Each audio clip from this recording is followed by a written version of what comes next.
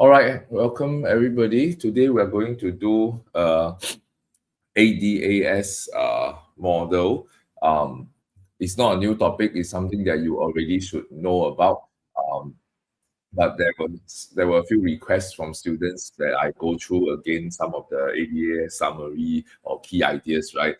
Because some of you have forgotten, some of you have joined the class a little later than when we last gone through. So I thought, okay, it's a timely revision for you. So what I'm going to do is I'm going to go through the key points as shown on the screen. I'm going to talk about what is the AD curve.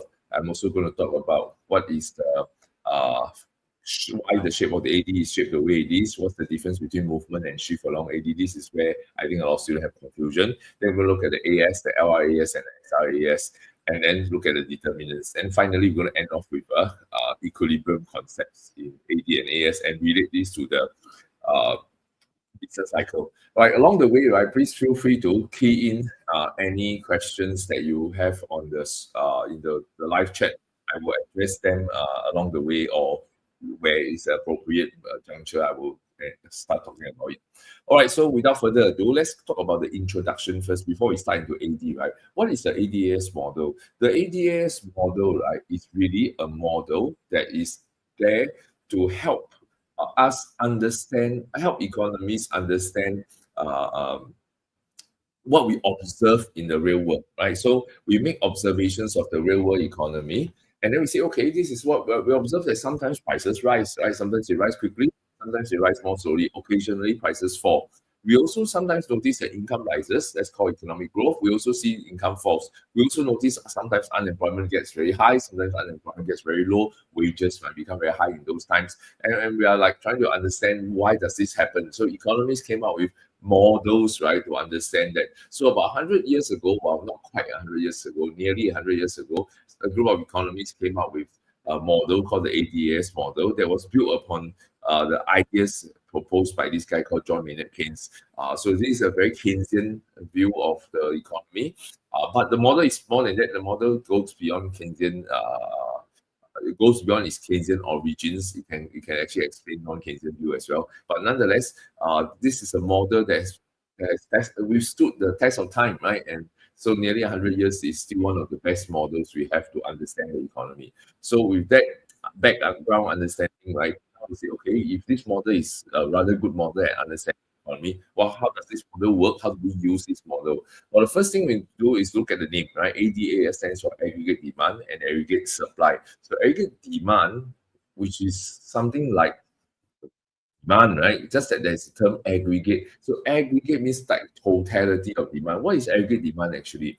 The aggregate demand of a country, right, is really nothing more than the sum total of demand, right, of people buying things. Except that when we measure demand in JC1, we measure demand in terms of quantities of goods that people will buy at various prices of each good. At aggregate demand, we are looking at the total demand of goods and services people are buying across all goods and services in the economy. But then how do I sum across all goods and services in the economy? I couldn't jolly well add apples to computer programs, to telephones, to laksa, right, and to houses, right? They're not, I cannot sum across vastly different goods. So what we need to do at the macro level, right, is to recognize that these things have values, right? So you look at the value of apples in a country, you look at the value of chicken rice in a country, you look at values of mobile phones in the industry, value of a haircut, value of a bus ride, for instance, right? We add those dollar values of things together to look at the total dollars spent. Okay, I want to emphasize this total dollars spent. So this is about expenditure. So the key word here to take note of is aggregate demand measures expenditures by the four sectors of the economy. What are my four sectors though? The four sectors of the economy are households, firms, government, and the foreign sector, also known as the external sector. Households refer to households in your country, right? Households refer to households in your country. Firms refer to firms in your country. The government refers to government of your country. And finally, external sector or foreign sector refer to foreign households, foreign firms, foreign governments who might have economic interactions with the people in your country. Now, what do they spend on? The households in my country, right, will buy goods and services from local firms. Now, I'm adding an assumption temporarily for simplicity that we do not import any goods from other countries. We also do not import any factory inputs, meaning that everything we produce in this country by local firms only use local inputs. Now that's unrealistic, right? That's really, really unrealistic. But we are just starting out with the model only. So we're going to change the assumption later on. So for now, temporarily, let's assume there are no factory inputs that we import. All factory inputs are used to produce goods are domestic factory inputs, and consumers don't buy foreign goods. Nobody buy foreign goods, right? So consumers only buy locally produced goods, and the expenditure they have on local goods are called CD, or consumption expenditure on domestically produced goods. Firms, on the other hand, in my country, will buy capital goods. So investment expenditure refers to the dollars spent by local firms buying locally produced capital goods. Since we don't import capital goods as well, based on my simplifying assumption here, so take note of this assumption, we are not importing capital goods. And these locally produced capital goods are also produced using only local inputs. There are no imported inputs as well. All right, then the government also buys goods only from local firms, and all these goods produced by local firms again have no imported inputs. And finally, foreigners will buy our goods that we produce in our country, assuming again there are no factor inputs used in the production of these goods. That's called export revenue, also known as export expenditure. So aggregate demand is really the sum of the four streams of expenditure by the four sectors of the economy. Okay, so earlier we made the assumption that there are no imports, right? So that's unrealistic. So let's break that assumption now and let's say, okay, what if we now allow for imports, right? What if we now allow for the country to not only import final goods and services, but also, right, to import factor inputs in the production process, right? So what will this do is that it will cause components of the AD, right, to now add some stuff inside. Okay, how do we show this stuff being added? So let's add some stuff here. Let me scroll this up a little bit. So we have AD, which is CD plus I plus G plus X plus CD plus ID plus GD plus X plus M. We add in the fact that households don't only buy locally produced goods, households also spend money buying imports. So we call that consumption expenditure on imports, or CM. Firms don't just buy capital goods, firms also buy buy capital goods from foreign sources. So we call it investment expenditure on imported capital goods. The government also spend money on locally produced goods. The government also buy imports. So government expenditure on imported goods. Then we have X, or if you prefer, XD, which stands for domestic exports. So think of domestic exports as goods that are produced in my country and exported to other country, versus what is known as re-exports. Now, what are re-exports? Re-exports, right, refer to goods that are imported into my country, but they are then re-exported out of my country without adding any value. So think of this as shipping, right? So in Singapore, it's an important shipping hub where goods traveling from, let's say, Japan to Indonesia, for instance, right? A ship from Japan will carry goods to Singapore's ports, but instead of carrying the goods all the way to Indonesia's ports, they might carry to Singapore's ports, unload those goods onto the port, or unload directly onto another ship that is bound for Indonesia. Once this happens, right, these goods that are bound for Indonesia but came from Japan are recorded in Singapore's imports and then are recorded in our exports. But because of the nature of them being transshipment, right, rather than have anything to do with us producing this in the country, we have a special name for these guys. We call these guys re-exports, right? And we give it a label XR, right? So then your import expenditure of a country, M, would actually include CD, right? CM, sorry, IM, GM, and XR. And more importantly, hidden inside the CD, ID, GD, and XD, right? The expenditure by local households buying locally produced goods, government buying locally produced goods, firms buying locally produced capital goods, foreigners buying our exports, right? The production of these goods also include imported factor inputs. So we also need to deduct the imported factor inputs from the equation. So M includes this stuff. So there is a added in M here. So that's why we need to subtract back M here because you go by AD, right? AD definition is about domestically produced goods.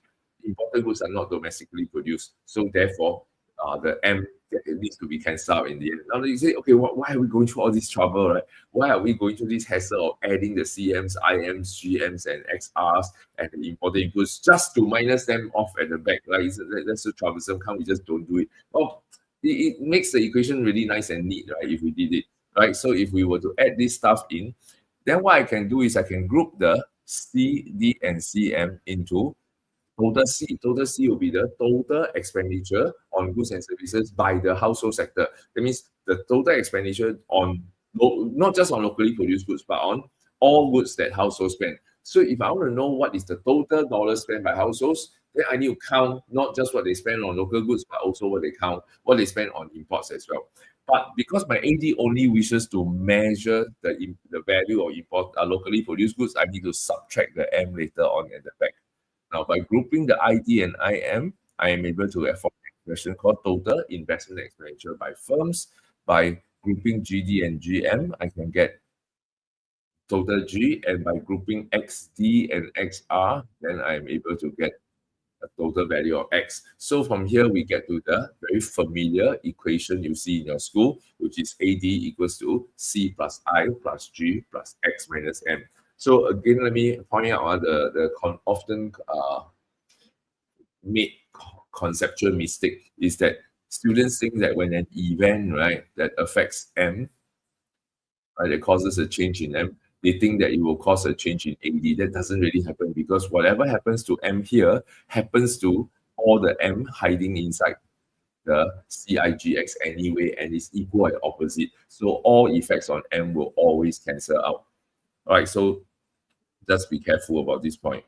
All right, next, the next key point I want to talk about is real value. Now, this one really, really important. This is something that a lot of students overlook, right? So let me explain what is this. So real value of something, right, is to look at the current year prices of the base year prices of the output multiplied by the current year quantities. So when you talk about consumption expenditure of the country, this is total amount of goods and services produced in the country multiplied by the values of those goods and services. But what values do I use? Do I use the current market price or do I use the base year prices? When I'm looking at nominal values, if I'm measuring nominal T, for example, in time period T, let's say C in year T, right?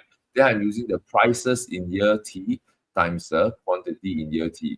But when I'm measuring real consumption expenditure in year T, then I'm using the base year prices, which we denote as T naught times the quantity of the year T. So quantity always uses current year, regardless of nominal or real. We always use the current year quantities. It's just that we are valuing the output of these goods that are produced in year T using year T prices or non-year T prices. As you should by now know, right? I believe your school teachers may have taught this to you. The purpose is so that when we measure changes across time, we are able to take into account effects of inflation relatively easily. Right. So if you don't understand what that means, you can ask, you can key in and ask me to explain. All right. If not, I will just move on. All right. So what is the shape of the AD curve? Okay. Hang on. Let me now pause for a while, and there is a question that popped up. Let me answer that question first.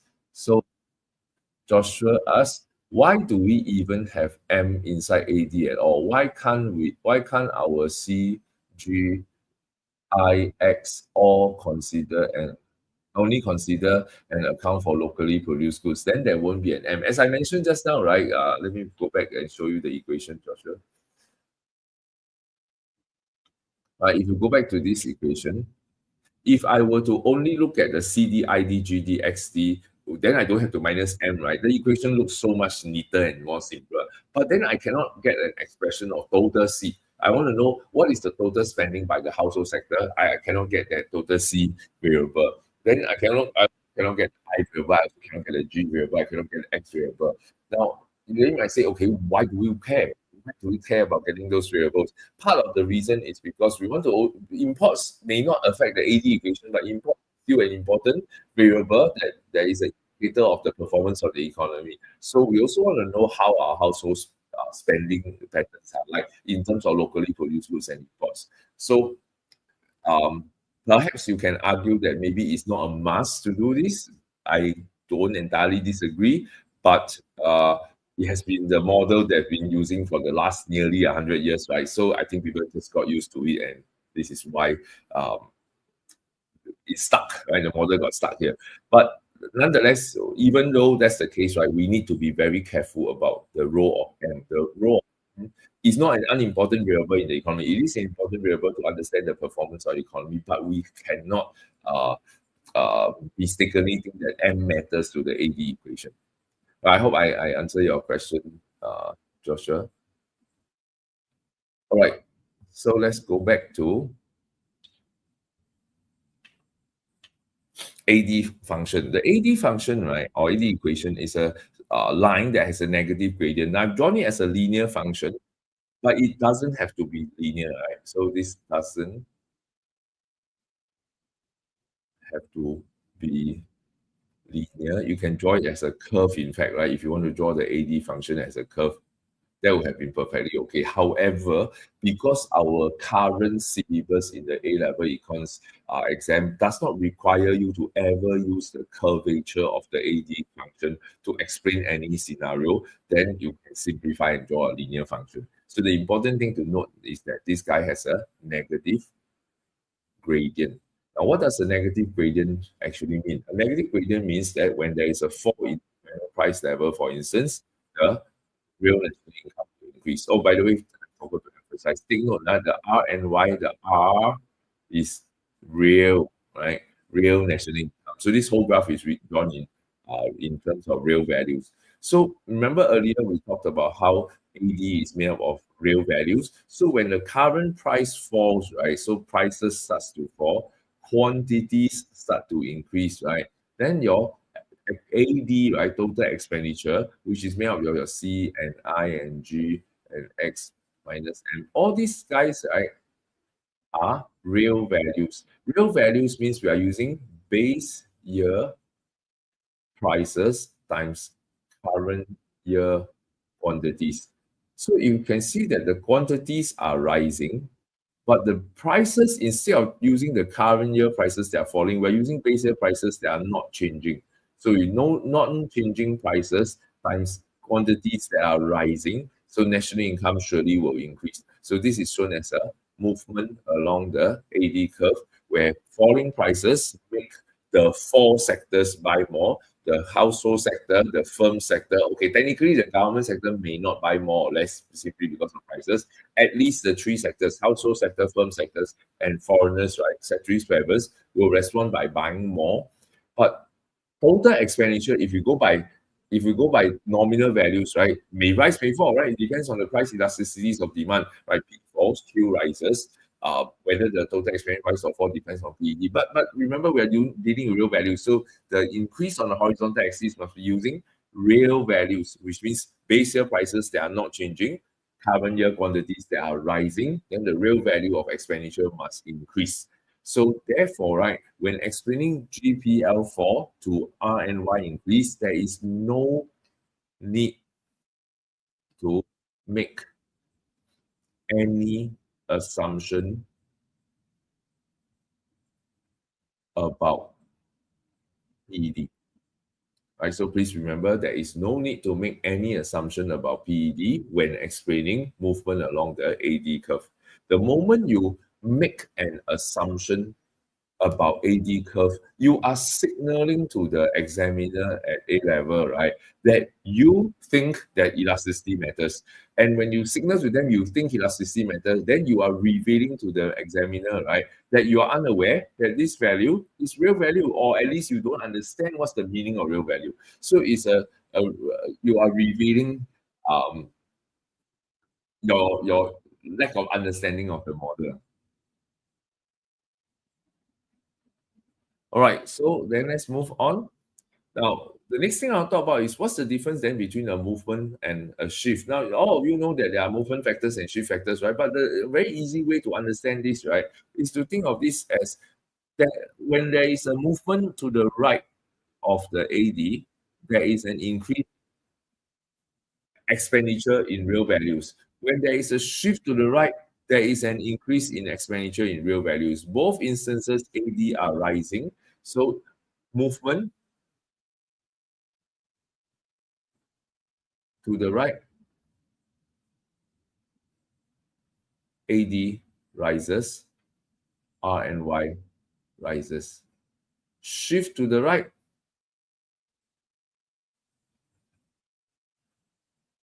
AD rises, R and Y rises. So in the movement case, is movement along. It's still moving to the right, so AD is still rising, R and Y still rising.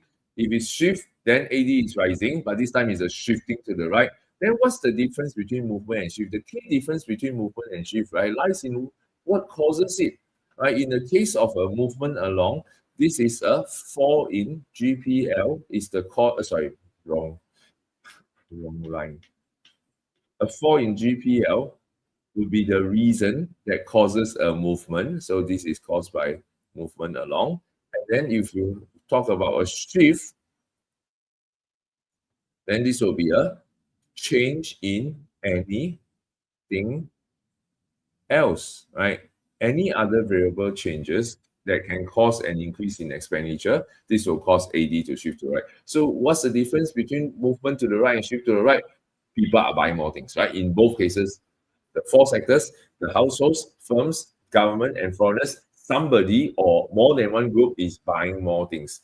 The difference lies in why are they buying more? If things are cheaper, that if people are buying more because goods got cheaper, that's a movement along because it's triggered by GPL. But if people are buying more, the same price, right? So at the same GPL, people are buying more. So that means they're buying more not because of price, then that's called a shift of the AD curve to the right. Right, so that's the key difference between movement versus shift. All right, so with that, we finished the AD side of the model. So now let's look at AS side. There are two AS curves to remember. So take note. First, the first AS curve we want to learn is called the LRAS, or the long run aggregate supply curve. What is this LRAS curve about? LRAS curve, what it does is it illustrates what we call the concept of full employment. And the place where LRAS is anchored to, right, is what we call the full employment level of real national income. What is this full employment level of real national income? It is the R and Y of a country if all the resources in the economy are efficiently utilized. Now, this full employment is not exactly the same as PPC. This is somewhere a little bit lower than the PPC. So you can think of the PPC of country as the ultimate maximum. So the full employment, it's like a little bit of gap inside. So this is full employment. Why is there a little bit of gap? Because if you remember the meaning of full employment is a state where there is no cyclical unemployment or no demand deficient unemployment. There is only structural and frictional unemployment, meaning that there's still unemployment. Right? So when the economy is at full employment, it's not quite yet at the PPC, but whatever unemployment we have is the what is called natural rate of unemployment, which includes structural and frictional. So what you kind of think of it as is a productive capacity, because it is like from the PPC you move in a little bit because of the extent of inefficiency. All right, so this is called the LRAS. Now, what are the factors that affect LRAS? Then the same factors that affect PPC are the factors that affect LRAS. We call this the QT factors. So if there was an increase in the LRAS, if there was an increase in the quantity of resources, then your LRAS curve would shift to the right to YF1. Right? If there was a fall in the quality of resources, for example, then LRAS might shift to the left. So LRAS can only shift left or shift right based on an increase or decrease in the productive capacity of the economy in terms of the quality of resources, quality of resources, and technology. So, for example, if population increases, for example, and quantity of resources increase, ceteris paribus, you look at a country like Japan, right, facing depopulation, for instance. So with a shrinking population, as well as countries that has aging population, as more and more of the labor force retires and fewer young people coming along, right, assuming there's no inward migration to offset that, then the labor force starts to shrink, the quantity of labor resources will decrease. Then ceteris paribus, the LRAS will shift to the left. However, the world isn't ceteris paribus, right? So maybe quality of resources is increasing, maybe skills upgrading will translate into each worker can generate more output than before. That might mitigate the fall to some extent. And technological advancement can also raise productivity of each worker. So overall, whether LRAS shift left or shift right, it is a function of the confluence of these QQT factors that are changing. But however, is the net resultant increase or decrease? It is the vertical line shifting to the left or shifting to the right. There's no way else LRAS can shift. It's only shift left or shift right. All right, so that is the um, full employment level of national income, or the LRAS curve. Now, then the other curve is called the SRAS curve. Unlike the LRAS curve that measure the capacity, SRAS curve measure cost of production, specifically the average cost of producing goods and services in an economy. So when there's a higher cost of production, the SRAS is higher, the lower average cost, the SRAS curve is lower. So the SRAS curve is drawn as a upward sloping line, indicating that as we increase more and more production, there will be higher and higher costs. Part of the reason is because as we get closer to full employment, the scarcity of resources become more and more obvious, right? More and more stuck, and this will drive up factor prices. As factor prices increase, this will translate into higher cost of production. That's why the on average production costs get higher and higher as we get closer and closer to full employment. You can also think of it as resources are not homogeneous. There are some resources that are more suitable than others. As we get closer to full employment, we run out of the best resources. We resort to less and less quality resources, low and low quality resources, then your marginal productivity starts to decline. Your marginal cost per unit, next unit, starts to get more and more expensive to produce. So your SRAS curve curves upward. Now, the interesting thing to note off about this diagram, right, is that the SRAS curve actually can cut through the LRAS curve and go to a region on the right side of the full employment level of national income. How is this possible? So now you got to remember, right, the LRAS curve is not the PPC. The LRAS curve actually refers to full employment, which is somewhere a little bit inside of the PPC. So because of that, it becomes possible for the SRAS curve to shift, to cut over to the right. Now, case in point, right? Suppose there was a rise in demand to the point where AD intersects SRAS to the right. Then what you have is the level of real national income that is higher than the full employment level of national income. And that's actually possible. Now, if we were to use the model that most of you are taught in school, they have merged the LRAS and the SRAS together. This scenario that we have just drawn is virtually impossible to illustrate. There's no way you can see that Y naught, right, can go beyond YF. Now, that's not wrong, right? That's just your model that you have learned in school. It's a simplified model.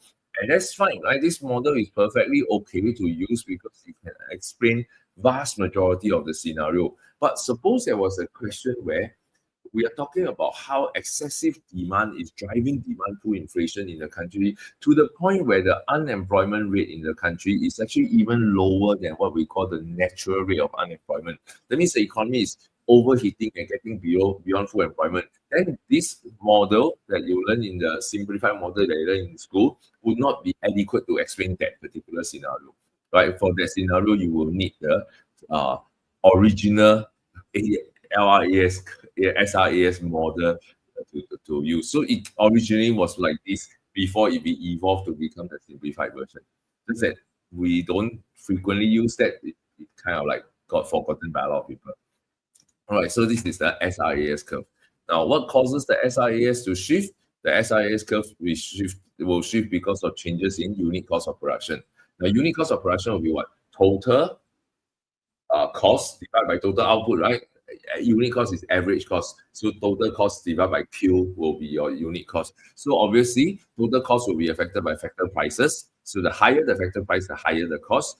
And output is affected by productivity of those factor inputs. So these are the two factors. So as factor prices increase, costs increase. As productivity increase, costs decrease. Any increase or decrease in average cost or unit cost will cause an upward shift or downward shift of the SRAS curve without touching the LRAS curve. So one simple way to remember is SRAS is affected by cost, LRAS is affected by capacity. So whenever you have a scenario in the exam where you're wondering, does this event affect AS curve? Does it affect SRAS? Does it affect LRAS? Then ask yourself a very simple question. Does it affect cost? Does it affect capacity? If it affect cost, it will shift the SRAS. If it affects capacity, it will change the LRAS. Right? So that's a very simple litmus test to see what shifts, what not don't shift in an event. All right, so this is the LRAS and SRAS curve. Okay, now let's put the two together.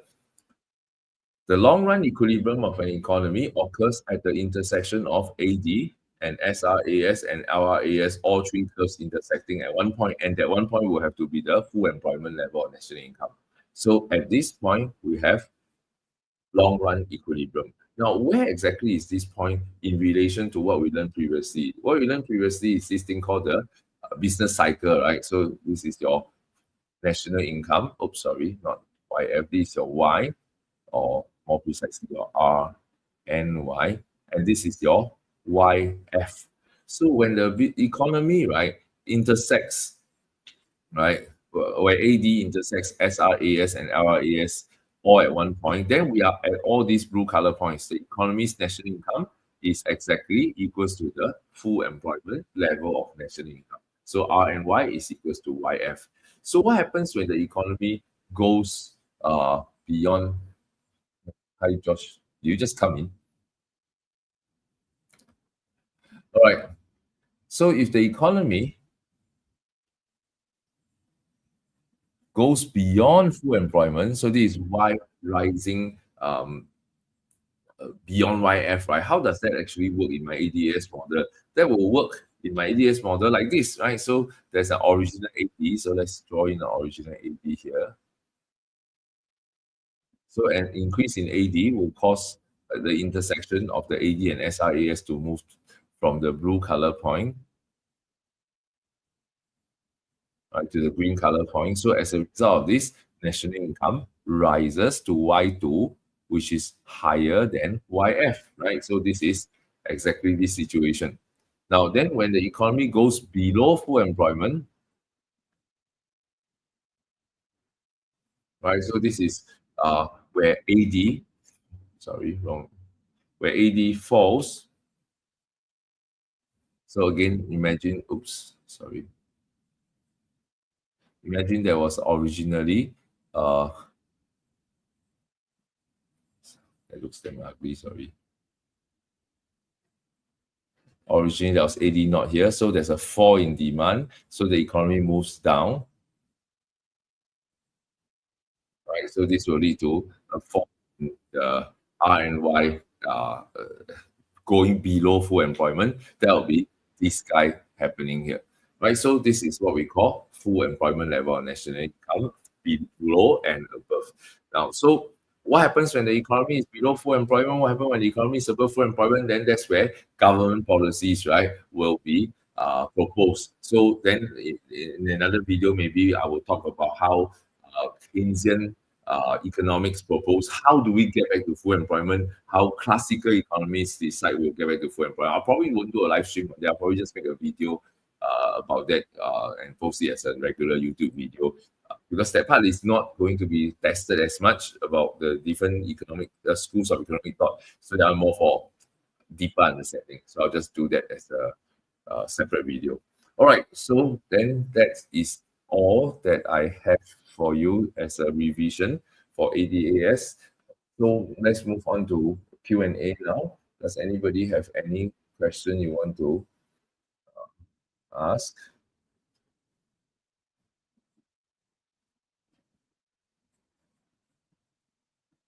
Let's see.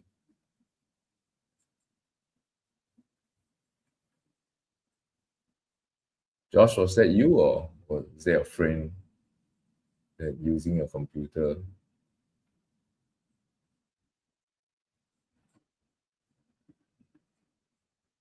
Okay, let's see. What did Joshua say?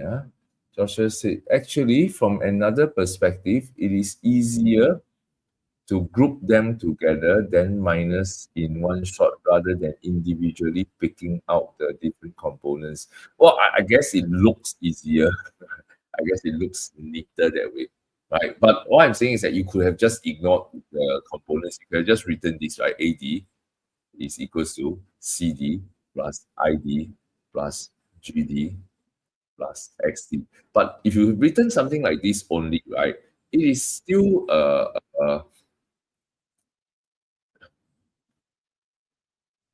actually still incomplete. Why? Why this is still actually imprecise? Because this guy contains imported inputs.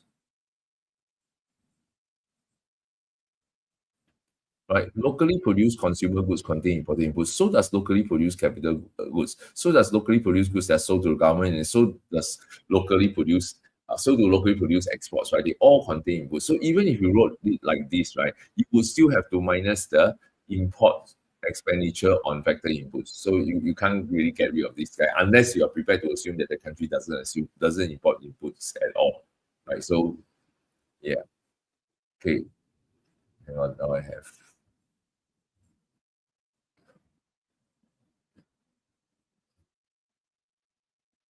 So when we talk about exchange rate, is it necessary to include how M would affect imports, which affect X minus M and thus affect AD, or do we have to mainly just say how X affects AD? Okay, great question, Justin. So it really depends on your version, the model your school wishes to adopt. So for example, right, I know your school, right, Eunoia JC, couple of years at least in the past decade, Eunoia has adopted the very mathematically precise model, right, where M doesn't matter in AD. I've seen Eunoia's JC's notes that actually spell out and emphasize how M didn't matter, right? I don't know if they're still using that version of the notes, but I know distinctly in the past they used that version of the notes where they argued that an increase in M, for example, does not affect AD at all, right? So that's the version. So if you were to base on that version, an increase in exchange rate, for example, uh, call appreciation of the currency. Let's use Singapore dollar, for instance. So you appreciate the Sing dollar, then you only need to talk about how PX in foreign currency falls, QX in domestic, QX rises, right, today, then real X in SGD. Now remember what real X is? Real X will be current year, sorry, my mistake, base year,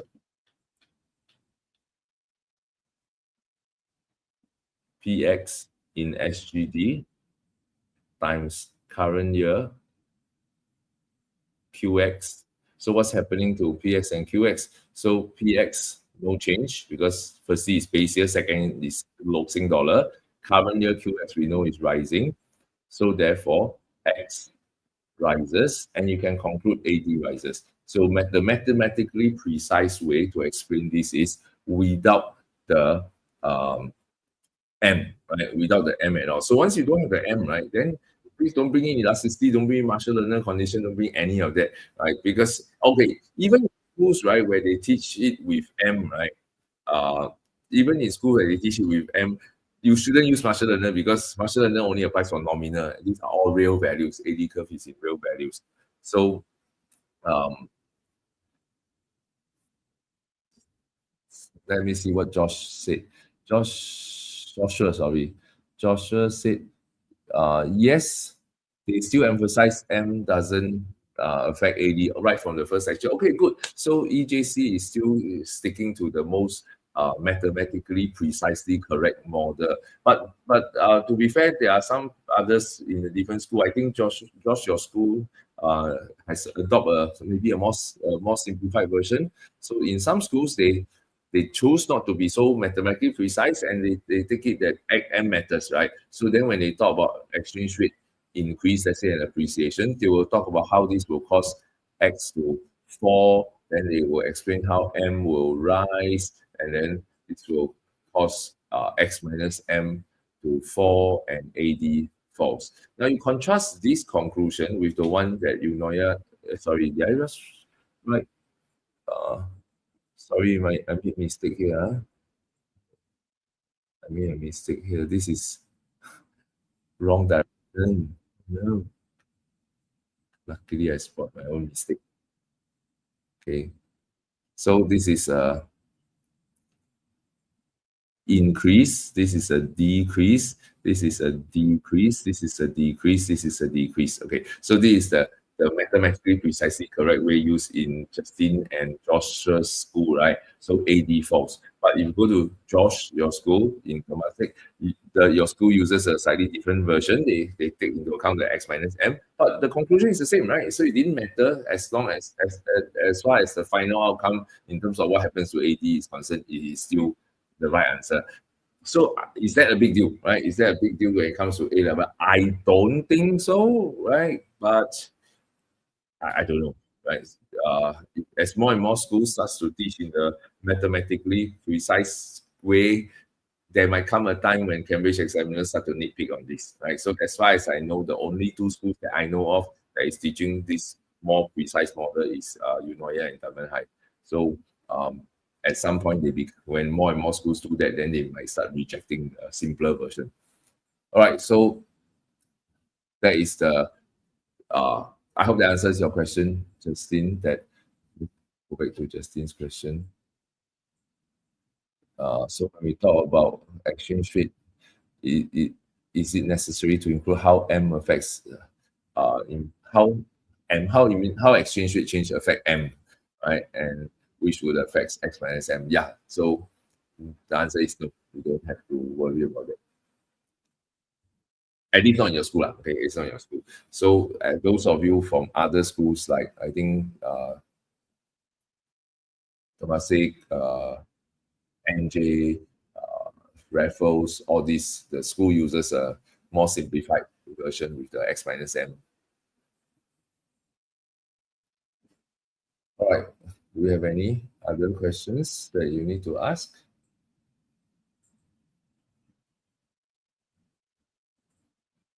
Let's see. Oh, I have a question on my phone.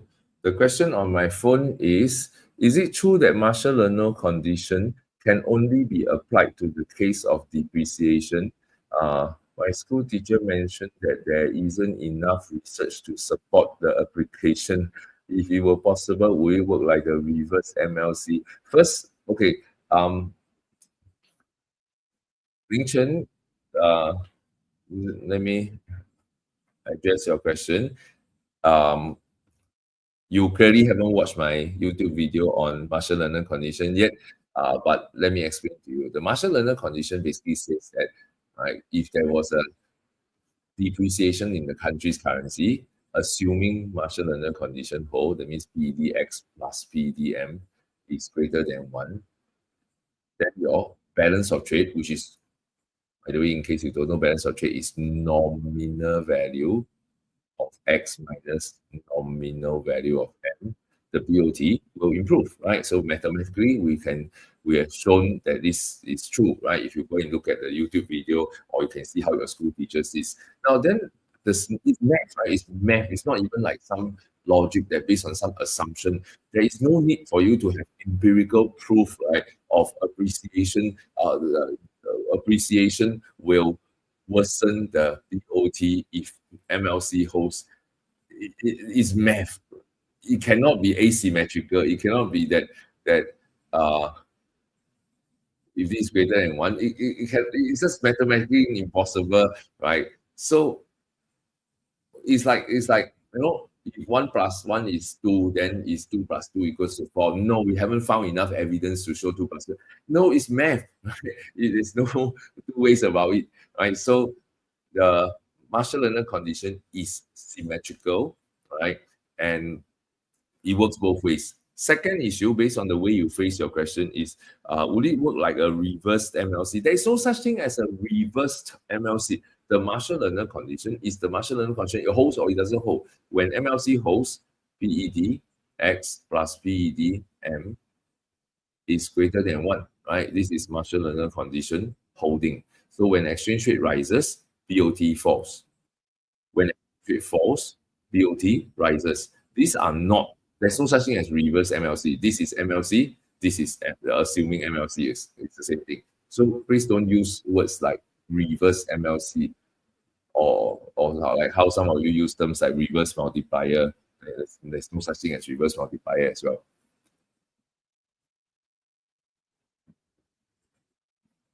All right. Do I have any other questions?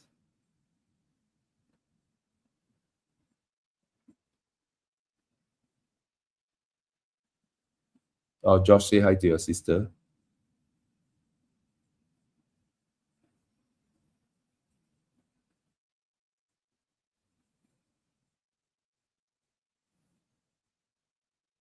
All right. Any other questions you have for me? Okay. If don't have, then we can call it a night already. Okay. I'm going to assume don't have any more. If you have any after this, please feel free to text me and ask. All right. Thank you for your time, everybody. Have a good evening. Bye.